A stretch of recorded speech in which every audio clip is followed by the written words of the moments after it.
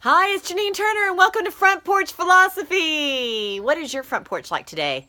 It's raining and cold here today, very much like Seattle weather. Um, but the birds are singing. The birds are around. Can you hear them? I love birds, and I love trees, and I love nature. Oh my goodness. And I ask you this question because today we're going to talk about God is in everything. That's a good conversational starter, isn't it? Because we try to cultivate conversation here at Constituting America. I keep saying that. This isn't Constituting America. That's my foundation. This is Front Porch Philosophy. Speaking of which, another thing I'm doing is God on the Go. Have you heard my God on the Go 1 minute daily inspirations? Yep, we're getting into all up on SoundCloud and podcasts, but for now it's all over my social media. And you can sign up to get mass text from me once or twice a week at JanineTurner.com. And you can also go to Janine Turner's Front Porch Philosophy, and all of my God on the Go minutes and Front Porch Philosophies are there. You can join my YouTube channel, Janine Turner's Front Porch Philosophy. Anyway, we're going to talk today about God is in everything. We're going to go retro. We're going to have a conversation because the world is just too negative. Have you been turning off the TV? Maybe 1 or 2 shows a day.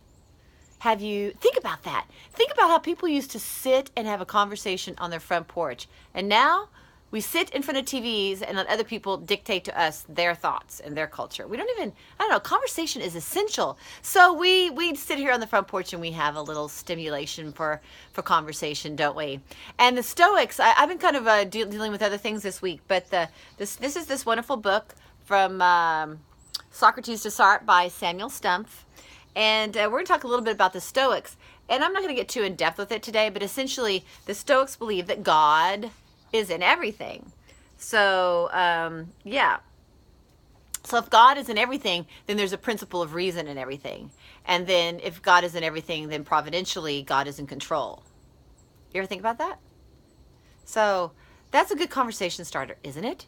Hey, do you believe that God is in everything?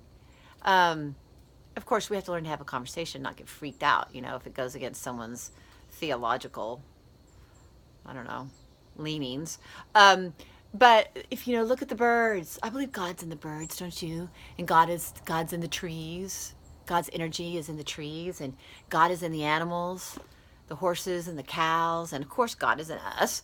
And I believe God is in control, right? It's just if we connect to that power and to that light. In the Bible, in my God on the Go, I was talking about the putting on the power, the armor, the vest of God's light. And think about that. What kind of energy are you permeating? Is it dark? Is it gray? Is it light? And to put on that armor, to wear it and to then emanate light and love is certainly, we all get tired and cranky and have good and bad days, but essentially to wear that armor, to put on God's power, we just have to connect to it like electricity, right?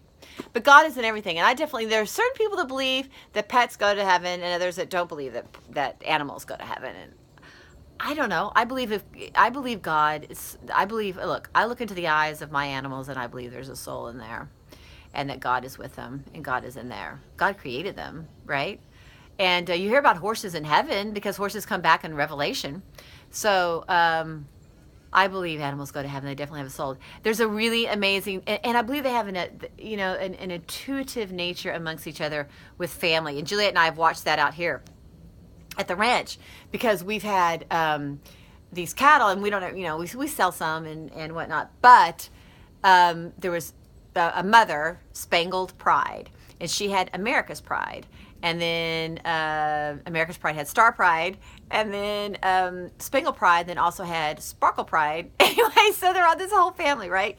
And America's Pride was kind of over here with her new daughter, Star Pride, and Spangled Pride, the matriarch, was way off, I don't know, somewhere way down the lane with her other kids.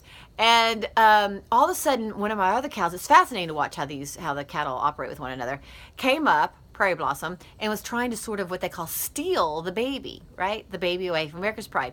So America's Pride was sort of like, uh-oh, what's happening here? And before you know it, dun, dun, dun, out of the woods comes Star Pride, the matriarch, the mother of American Pride, and her two other daughters, and they come and they get that mother that was trying to, that cow that was trying to steal the baby, Prairie Blossom, and they pushed her. Can you see down there? Like way down there. They pushed her from the barn all the way down this road, all the way across, and we thought that they were going to dump her in the creek. And Juliet and I we were like, wow, because, wow. So, there were no other cows came to the rescue. It was the mother of the clan.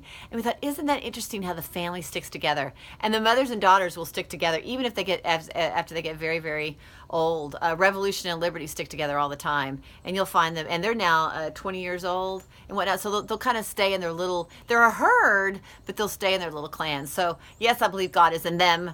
And I believe pets go to heaven, and I believe God is in everything. Just like I'm not a Stoic because I think they have a lot of things we'll find out more, right? But it is an interesting thought, isn't it? And I do believe God is in everything. So some people take that further, like God's in the trees, so then God's in this railing.